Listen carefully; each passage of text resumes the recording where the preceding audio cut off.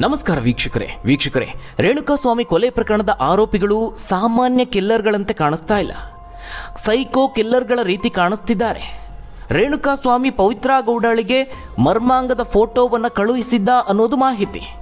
ಈ ಕಾರಣಕ್ಕಾಗಿ ರೇಣುಕಾಸ್ವಾಮಿಗೆ ಶೆಡ್ನಲ್ಲಿ ನೀನು ಮರ್ಮಾಂಗದ ಫೋಟೋವನ್ನು ಕಳಿಸ್ತೀಯಾ ಅಂತ ಬೆದರಿಸಿ ಆತನಿಗೆ ಮರ್ಮಾಂಗಕ್ಕೆ ಕರೆಂಟ್ ಶಾಕನ್ನು ನೀಡಲಾಗಿದೆ ಅನ್ನುವ ಆಘಾತಕಾರಿ ಮಾಹಿತಿ ನಿನ್ನೆ ಹೊರಬಿದ್ದಿದೆ. ನಿನ್ನೆ ಕೋರ್ಟ್ನಲ್ಲಿ ವಕೀಲರು ವಾದ ಮಂಡಿಸುವಂತಹ ಸಂದರ್ಭದಲ್ಲಿ ಆರೋಪಿಗಳ ವಿರುದ್ಧವಾಗಿ ಒಂದಷ್ಟು ಆರೋಪಗಳನ್ನು ಮಾಡಿದ್ರು. ಆ ಆರೋಪಗಳಲ್ಲಿ ರೇಣುಕಾಸ್ವಾಮಿಗೆ ಯಾವ ರೀತಿಯೆಲ್ಲ ಚಿತ್ರಹಿಂಸೆಯನ್ನು ನೀಡಿದ್ದಾರೆ ಅನ್ನೋದ್ರ ಬಗ್ಗೆ ಸುಳಿವನ್ನು ನೀಡಿದ್ದಾರೆ. ಸಿನಿಮೀಯ ರೀತಿಯಲ್ಲಿ ರೇಣುಕಾಸ್ವಾಮಿಗೆ ಚಿತ್ರಹಿಂಸೆಯನ್ನು ನೀಡಲಾಗಿದೆ, ಆತನ ಮರ್ಮಾಂಗಕ್ಕೆ ಹಲ್ಲೆ ಮಾಡಲಾಗಿದೆ, ಕರೆಂಟ್ ಶಾಕ್ ನೀಡಲಾಗಿದೆ, ಅಲ್ಲದೆ ಆತನನ್ನು ಎತ್ತಿ ಗೋಡೆಗೆ ಹೊಡೆಯಲಾಗಿದೆ, ಸಿಗರೇಟ್ನಿಂದ ದೇಹದ ಮೇಲೆ ಸುಡಲಾಗಿದೆ, ತಲೆಯನ್ನು ಬಲವಾಗಿ ಟ್ಯಾಂಕರ್ ವಾಹನಕ್ಕೆ ಹೊಡೆಸಲಾಗಿದೆ. ತನಿಖೆ ಆದಂತೆಲ್ಲ ಶಾಕಿಂಗ್ ಮಾಹಿತಿಗಳು ಹೊರಬೀಳ್ತಾ ಇದೆ. ಇದೀಗ ಪ್ರಕರಣದಲ್ಲಿ ಮತ್ತೊಬ್ಬ ಆರೋಪಿ ಪೊಲೀಸರ ವಶವಾಗಿದ್ದಾನೆ. ಅದು ಬೇರಾರು ಅಲ್ಲ, ಪವಿತ್ರಾ ಗೌಡ ಮ್ಯಾನೇಜರ್. ಈವರೆಗೆ ಆತನನ್ನು ಬಂಧಿಸಿರಲಿಲ್ಲ, ಆತನ ಹೆಸರು ಕೂಡ ಬಂದಿರಲಿಲ್ಲ. ಇದೀಗ ಪವಿತ್ರಾ ಗೌಡ ಮ್ಯಾನೇಜರ್ ದೇವರಾಜ್ ಎಂಬಾತನನ್ನು ಮೈಸೂರು ರಸ್ತೆಯಲ್ಲಿ ವಶಕ್ಕೆ ಪಡೆದು ವಿಚಾರಣೆಯನ್ನು ನಡೆಸುತ್ತಿದ್ದಾರೆ. ರೇಣುಕಾಸ್ವಾಮಿ ಕೊಲೆಯಾದ ದಿನ ಶೆಡ್ಗೆ ಪವಿತ್ರಾ ಜೊತೆಗೆ ದೇವರಾಜ್ ಕೂಡ ಹೋಗಿದ್ದ ಎನ್ನಲಾಗಿದೆ. ಇದೇ ಕಾರಣಕ್ಕೆ ದೇವರಾಜ್ನನ್ನು ಪೊಲೀಸರು ವಶಕ್ಕೆ ಪಡೆದುಕೊಂಡಿದ್ದಾರೆ. ರೇಣುಕಾಸ್ವಾಮಿ ಮೇಲೆ ಮೊದಲು ಹಲ್ಲೆ ನಡೆಸಿದ್ದೇ ಪವಿತ್ರಾ ಗೌಡ ಎನ್ನಲಾಗಿದೆ. ಪವಿತ್ರಾ ಗೌಡ ನೋಡ್ತಿದ್ದಂತೆ ರೇಣುಕಾಸ್ವಾಮಿ ಪವಿತ್ರಾ ಕಾಲಿಗೆ ಬೀಳೋದಕ್ಕೆ ಹೋದಂತೆ, ತಪ್ಪಾಯ್ತು ಕ್ಷಮಿಸಿ ಅಂತ ಕೇಳಿದಂತೆ.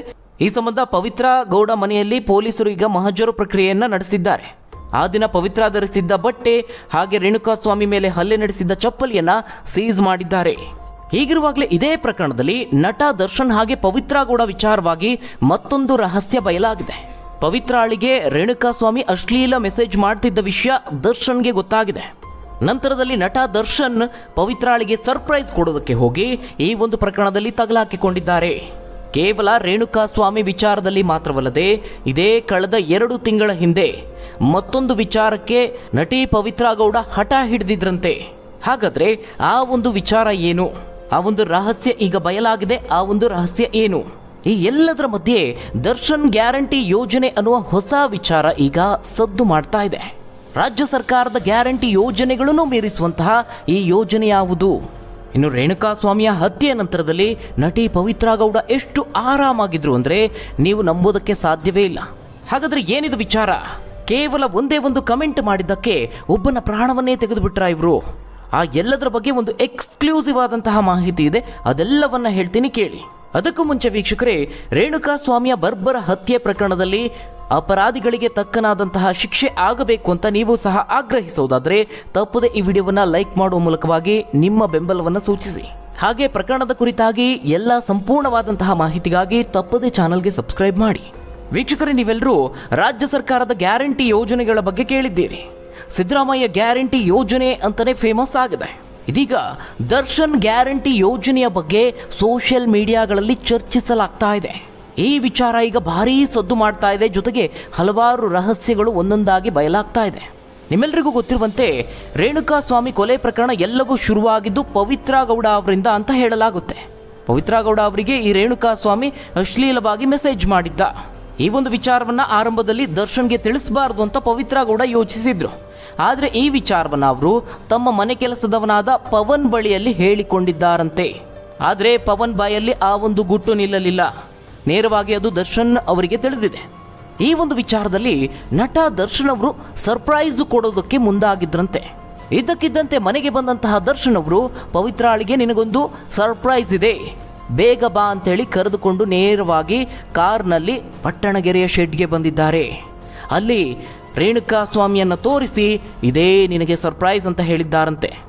ಆಗ ನೆಚ್ಚಿನ ನಟನನ್ನು ನೋಡೋದಕ್ಕೆ ಅಂತ ಕಾಯ್ತಿದ್ದಂತಹ ರೇಣುಕಾಸ್ವಾಮಿಗೆ ಬಹುದೊಡ್ಡ ಶಾಕ್ ಆಗಿದೆ. ಯಾಕಂದರೆ ಯಾರಿಗೆ ಅಶ್ಲೀಲ ಮೆಸೇಜನ್ನು ಕಳುಹಿಸ್ತಾ ಇದ್ನೋ ಆಕೆ ಈಗ ಆತನ ಮುಂದೆ ಪ್ರತ್ಯಕ್ಷ ಆಗಿದ್ದಾರೆ. ಆಗ ಈ ಒಂದು ಘಟನೆಯ ಗಂಭೀರತೆ ಆತನಿಗೆ ಅರ್ಥ ಆಗುತ್ತೆ. ತಕ್ಷಣವೇ ಆತ ಪವಿತ್ರ ಕಾಲಿಗೆ ಬಿದ್ದು ಕ್ಷಮೆ ಕೇಳೋದಕ್ಕೆ ಮುಂದಾಗಿದ್ದಾನೆ. ಆದರೆ ಕಾಲು ಮುಟ್ಟೋದಕ್ಕೂ ನಟ ದರ್ಶನ್ ಬಿಟ್ಟಿಲ್ವಂತೆ. ನನ್ನ ಹೆಂಡತಿ ಕಾಲನ್ನೇ ಮುಟ್ಟುತ್ತೀಯಾ ಅಂತ ಆತನಿಗೆ ಹಿಗ್ಗಾಮುಗ್ಗಾ ಒದೆ ಕೊಟ್ಟಿದ್ದಾರೆ. ಕೇವಲ ಅಷ್ಟು ಮಾತ್ರವಲ್ಲದೆ ಪವಿತ್ರಾಳ ಕಾಲಲ್ಲಿ ಧರಿಸಿದ್ದಂತಹ ಶೂನಿಂದ ರೇಣುಕಾಸ್ವಾಮಿಗೆ ಹಲ್ಲೆ ಮಾಡೋದಕ್ಕೆ ಹೇಳಿದ್ದಾರೆ. ಅದರಂತೆ ಪವಿತ್ರಾ ಗೌಡ ಆತನ ಮೇಲೆ ಹಲ್ಲೆಯನ್ನು ನಡೆಸಿದ್ದಾರಂತೆ. ಆ ಒಂದು ಶೂವನ್ನು ಈಗ ಪೊಲೀಸರು ವಶಪಡಿಸಿಕೊಂಡಿದ್ದಾರೆ. ಆದರೆ ಇವತ್ತು ನಟ ದರ್ಶನ್ ಪರವಾದ ಲಾಯರ್ ಒಂದು ಹೇಳಿಕೆಯನ್ನು ನೀಡಿದ್ದಾರೆ. ಆರೋಪಿಗಳಲ್ಲಿ ಒಬ್ಬರಾದಂತಹ ಪವಿತ್ರ ಗೌಡ ಅವರು ಸಹನಟಿ ಅಷ್ಟೇ ಹೊರತು, ಗೆಳತಿ ಅಷ್ಟೇ ಹೊರತು ದರ್ಶನ್ ಅವರ ಪತ್ನಿಯಲ್ಲ. ವಿಜಯಲಕ್ಷ್ಮಿ ಅವರು ಮಾತ್ರ ಅವರ ಅಧಿಕೃತವಾದ ಪತ್ನಿ ಅಂತ ಹೇಳಿಕೆಯನ್ನು ನೀಡಿದ್ದಾರೆ. ಇನ್ನು ರೇಣುಕಾ ಸ್ವಾಮಿಯ ಜೀವ ಹೋದ ನಂತರದಲ್ಲಿ ಪ್ರಕರಣದ A1 ಆರೋಪಿಯಾಗಿರುವ ಪವಿತ್ರ ಗೌಡ ಬಹಳ ಆರಾಮಾಗಿದ್ರು ಅನ್ನುವ ಮಾಹಿತಿ ಲಭ್ಯವಾಗಿದೆ. ತಮ್ಮ ಕಡೆಯಿಂದಾಗಿ ಒಬ್ಬಾತನ ಜೀವ ಹೋಗಿದೆ, ಯಾವುದೇ ಅಳುಕಿಲ್ಲದೆ, ಯಾವುದೇ ರೀತಿಯಾದಂತಹ ಭಯವಿಲ್ಲದೆ ಆರಾಮಾಗಿ ಓಡಾಡಿಕೊಂಡಿದ್ರು. ಹತ್ಯೆಯ ನಂತರದಲ್ಲಿ ಸಲೂನ್ಗೆ ಹೋಗಿ ರಿಲ್ಯಾಕ್ಸ್ ಮಾಡ್ತಿದ್ರು ಅನ್ನುವ ಮಾಹಿತಿ ಲಭ್ಯ ಆಗಿದೆ. ಶನಿವಾರ ಸಂಜೆ ಸುಮಾರು 6ರಿಂದ 7 ಗಂಟೆ ಈ ಒಂದು ಸಮಯದ ಅವಧಿಯಲ್ಲಿ ರೇಣುಕಾ ಸ್ವಾಮಿಯ ಕೊಲೆ ನಡೆದಿದೆ. ಭಾನುವಾರ ರಾಜಕಾಲುವೆ ಬಳಿ ಶವ ಪತ್ತೆಯಾಗಿತ್ತು. ಅತ್ತ ಪೊಲೀಸರು ರೇಣುಕಾಸ್ವಾಮಿ ಮೃತದೇಹದ ಬಗ್ಗೆ ತನಿಖೆಯನ್ನು ಆರಂಭಿಸಿದರೆ, ಇತ್ತ ಕೋರಮಂಗಲದಲ್ಲಿರುವಂತಹ ಸೆಲೂನ್ಗೆ ಭೇಟಿ ನೀಡಿದ್ದ ಪ್ರಕರಣದ ಆರೋಪಿ ಪವಿತ್ರ ಗೌಡ ಪೆಡಿಕ್ಯೂರ್ ಮೆಡಿಕ್ಯೂರ್ ಅಂತ ರಿಲ್ಯಾಕ್ಸ್ ಮಾಡ್ತಾ ಇದ್ರು. ಸೋಮವಾರ ಮಧ್ಯಾಹ್ನ 2ರಿಂದ 3 ಗಂಟೆಗಳ ಕಾಲ ಸೆಲೂನ್ನಲ್ಲೇ ರಿಲ್ಯಾಕ್ಸ್ ಮಾಡಿದ್ದಾರೆ ಎನ್ನಲಾಗಿದೆ. ನಂತರದಲ್ಲಿ ಅದರ ಮರುದಿನ ಮಂಗಳವಾರ ಪವಿತ್ರ ಗೌಡ ಬಂಧನವಾಗಿದೆ. ಇಂತಹ ಪವಿತ್ರ ಗೌಡ ಮೊದಲಿನಿಂದಲೂ ಏನು ಆಗರ್ಭ ಶ್ರೀಮಂತ ಏನಲ್ಲ, ಮಧ್ಯಮ ವರ್ಗದ ಕುಟುಂಬದ ಹಿನ್ನೆಲೆಯಿಂದ ಬಂದಂಥವರು. ಚಾಮರಾಜಪೇಟೆಯಲ್ಲಿ ಬಾಡಿಗೆ ಮನೆಯಲ್ಲಿ ವಾಸ ಮಾಡ್ತಾ ಇದ್ರು. ಆ ಸಂದರ್ಭದಲ್ಲಿ ಕಿರಾಣಿ ಅಂಗಡಿ ಮಾತ್ರ ಇವರ ಕುಟುಂಬಕ್ಕೆ ಆಧಾರವಾಗಿತ್ತು. ಆದರೆ ಇವತ್ತು ರೆಡ್ ಕಾರ್ಪೆಟ್ 777 ಅನ್ನುವ ಡಿಸೈನರ್ ಸ್ಟುಡಿಯೋದ ಒಡತಿಯಾಗಿದ್ದಾರೆ. ಹೀಗಾಗಿ ಸಹಜವಾಗಿ ಇದೆಲ್ಲವೂ ಹೇಗೆ ಸಾಧ್ಯ ಆಯಿತು ಅನ್ನುವ ಅನುಮಾನ ಮೂಡೋದಕ್ಕೆ ಶುರುವಾಗುತ್ತೆ. ಒಂದು ಕಡೆ ಅವರು ನಟಿಸಿದಂತಹ ಯಾವುದೇ ಸಿನಿಮಾ ಹೇಳಿಕೊಳ್ಳುವಷ್ಟರ ಮಟ್ಟಿಗೆ ಹಿಟ್ ಆಗಿಲ್ಲ.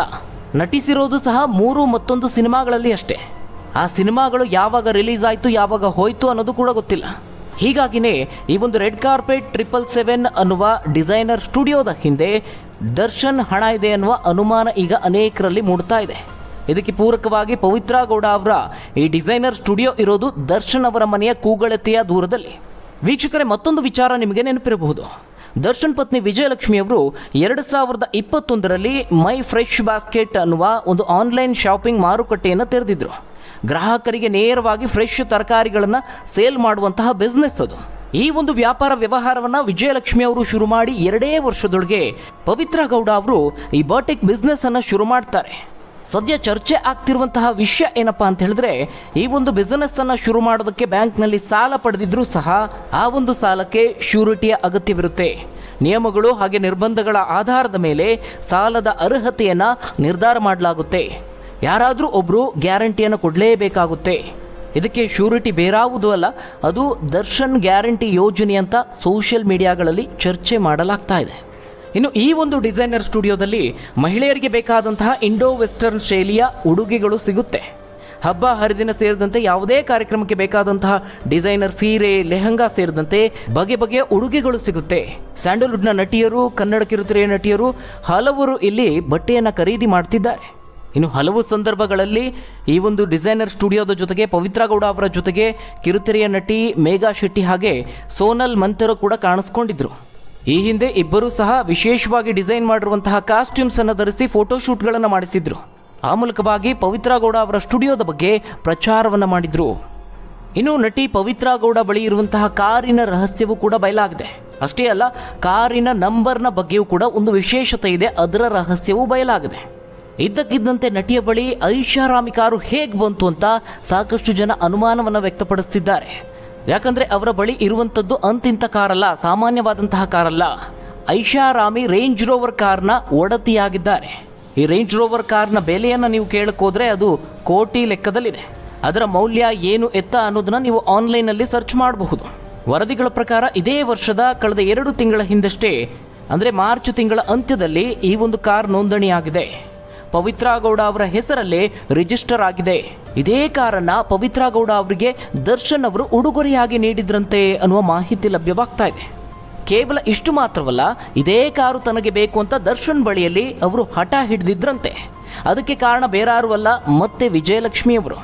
ವೀಕ್ಷಕರೇ, ಇದೇ ವರ್ಷದ ಮಾರ್ಚ್ ತಿಂಗಳ ಆರಂಭದಲ್ಲಿ ದರ್ಶನ್ ಅವರ ಪತ್ನಿ ವಿಜಯಲಕ್ಷ್ಮಿಯವರು ರೇಂಜ್ ರೋವರ್ ಕಾರಿಗೆ ಮಾಲೀಕರಾದರು.